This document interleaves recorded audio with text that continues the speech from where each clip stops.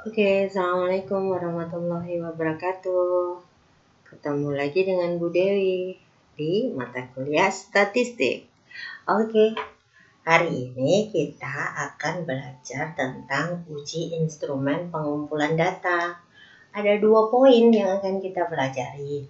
Yang pertama, uji validitas, dan yang kedua adalah uji reliabilitas. Saudara-saudara, ingat nggak kalau kita akan melakukan penelitian, tentunya kita harus menyiapkan instrumen penelitiannya juga. Nah, kalau kita buat instrumen penelitian tuh, itu harus diuji validitasnya. Nah, validitasnya ini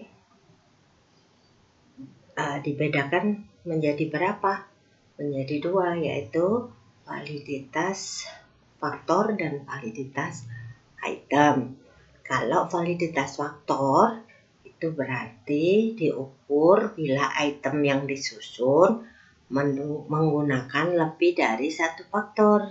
Nah, jadi item yang disusun itu menggunakan lebih dari 1 faktor. Kemudian antara faktor 1 dengan faktor yang lain itu ada kesamaan. Nah, itu disebut dengan validitas faktor. Pengukuran validitas faktor ini dilakukan dengan cara mengorelasikan antara skor faktor, yaitu item yang dijumlahkan dalam 1 faktor dengan skor totalnya. Sedangkan kalau validitas item hanya mengkorelasikan skor item dengan skor totalnya. Bedanya di situ ya. Jadi kalau validitas faktor tuh itu yang dikorelasikan antara skor faktor penjumlahan item dalam 1 faktor dengan skor total. Kalau validitas item cuma mengkorelasikan antara item dengan skor totalnya. Kenapa sih harus diuji validitas? Nah, ini untuk melihat ketepatannya. Artinya apa? Jadi instrumen yang sudah kita buat itu sudah mengukur apa yang diinginkan oleh peneliti gitu. Jadi ya gitu ya. Jadi harus diuji validitasnya itu untuk melihat kecermatannya ya. Nah, sekarang kita lanjut ya.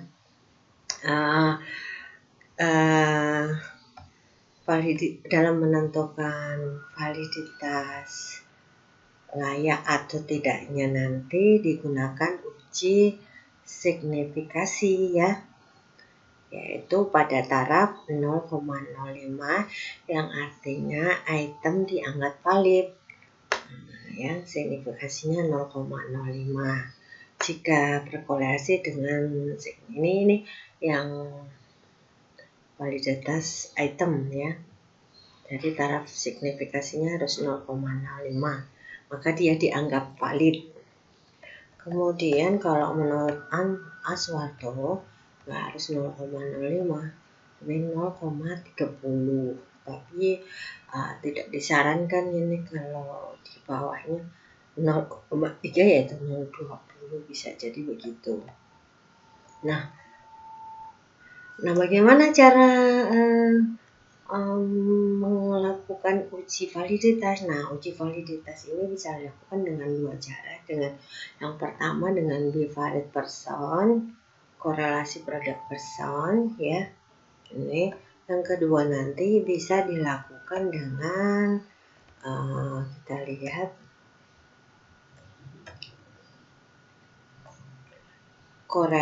corrected item total correlation. Nah, kita bisa menggunakan bantuan SPSS loh untuk analisis uji validitas ini. Nah, sebagai tugas nanti Bu Dewi punya contoh soal, yaitu di sini contoh kasusnya gini.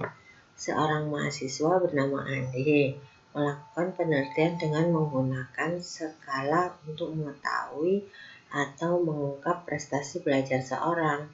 Andi membuat 10 butir pertanyaan dengan menggunakan skala Likert, yaitu 1 sangat tidak setuju, 2 tidak setuju, 3 setuju, 4 sangat setuju.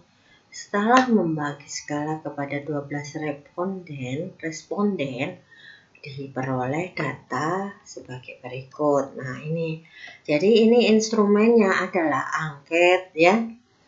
Instrumen yang digunakan Andi adalah angket. Cuma angketnya valid atau tidak. Nah, untuk valid diuji cobakan dulu ya. Ternyata setelah diuji cobakan nanti ketemu data-data ini. Nah, Bu Dewi sudah cantumkan di sini ini langkah-langkah bagaimana memasukkan ke dalam SPSS-nya beserta hasilnya. Nah, nanti tugas kalian minggu depan Bu Dewi harus Bu Dewi harus diberitahu hasil kerja kalian untuk praktek contoh kasus ini pada SPSS. Nanti hasilnya tolong di screenshot, kemudian dikirim di e-learning ini ya.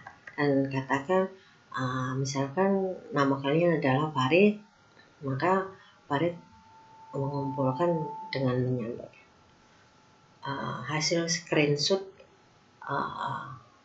tabulasi SPSS-nya ya, hasilnya saja, nggak usah ininya. Kalau ininya Bu Dewi kan sudah punya ya, gitu ya. Tolong di screenshot hasil favorite personnya. Kemudian kalau sudah nanti juga selesaikan menggunakan corrected item total. Ini Bu Dewi juga sudah memberikan langkah-langkah bagaimana masukkannya ke dalam program SPSS. Nanti outputnya tolong di screenshot juga ya, sebagai tugas individu. Ini yang pertama, uji validitas. Terus yang kedua adalah uji reliabilitas. Nah, bedanya kalau validitas tadi untuk melihat kecermatannya di situ. Kalau reliabilitas ini melihat konsistensi alat ukur ini. Artinya apa? Instrumen yang sudah kita ciptakan itu cocok enggak? Maksudnya bisa digunakan di tempat lain atau tidak? Nah, itu harus diuji reliabilitasnya ya. Nah, itu bisa diuji dengan menggunakan formula Rowland, Flanagan, Cronbach's alpha dan sebagainya. Nah, kalau di kalangan mahasiswa yang populer adalah Cronbach alpha. Nah, nanti ini rumus Cronbach alphanya dari Arifonto 2002. Nanti kalian harus uji reliabilitas instrumen. Kasusnya masih sama Andi tadi dengan menggunakan angket. Nah, itu nanti tolong dianalisis dengan menggunakan SPSS. Nah, Bu Dewi sudah tuliskan langkah-langkah mau SPSS-nya. Nah, nanti hasil tabulasinya, hasil analisisnya tolong di screenshot dan dikumpulkan di e-learning ini. Oke, saya kira sudah cukup untuk pertemuan kali ini dan Bu Dewi anggap jelas. Nanti kalau belum jelas kita bisa chatting lewat WA ya. Oke, cukup ya. Terima kasih banyak Bu Dewi, mohon maaf. Assalamualaikum warahmatullahi wabarakatuh.